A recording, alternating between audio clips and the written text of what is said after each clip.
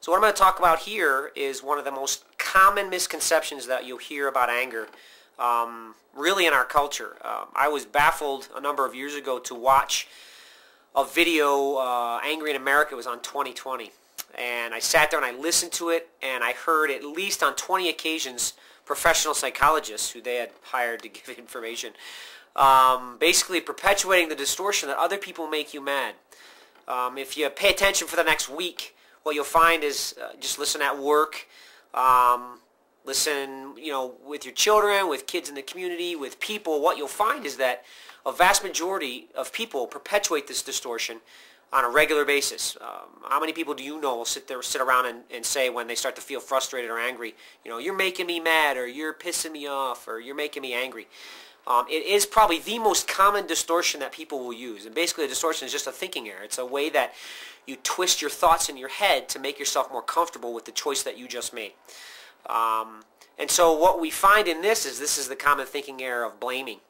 By framing it in such a way as you're making me mad, it gives the impression in your own psyche that you have no choice in the matter, which is completely 100% untrue and physiologically untrue. The thinking part of your brain, the part of your brain that wraps around all the outside stuff, all the it's called the cortical brain. It kind of, everything on the outside, basically allows you to override that emotional part of your brain, which is more central. And so it's really what allows us to be human in many regards.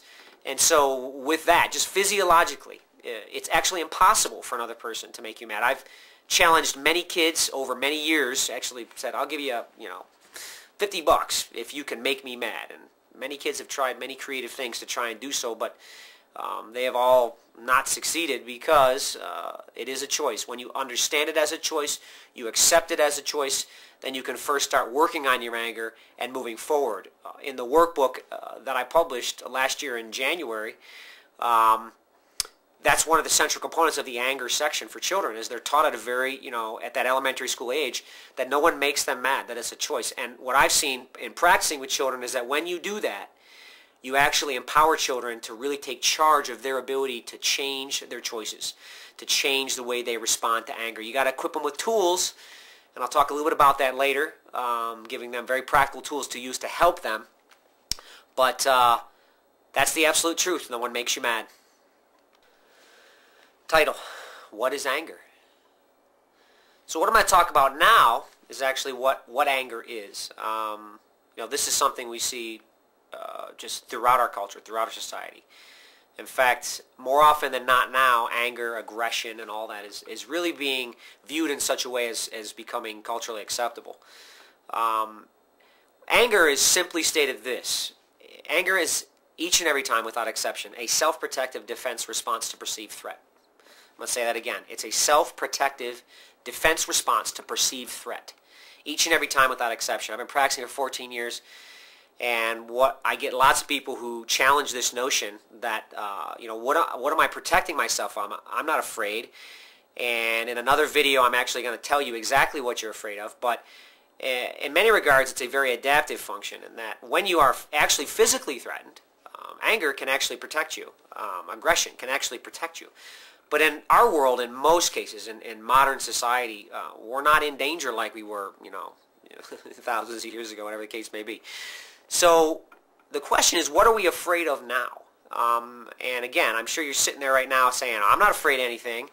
I'm not afraid of this. I'm not afraid of that. Well, in 14 years of practice, I have yet to have anyone, if you provide me with enough information about your life,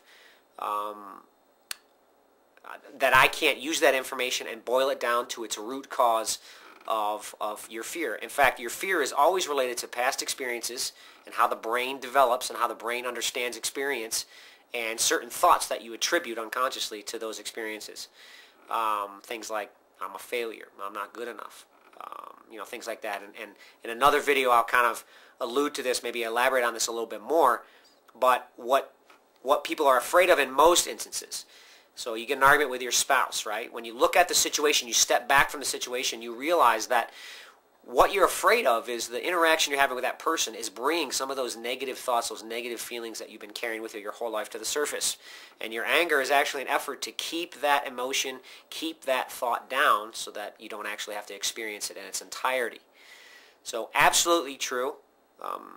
Anger can be adaptive. And most people who have anger, they have kind of a misunderstanding about it. They think it's a bad thing. They don't want to lose it because they see it as having some value in a lot of cases.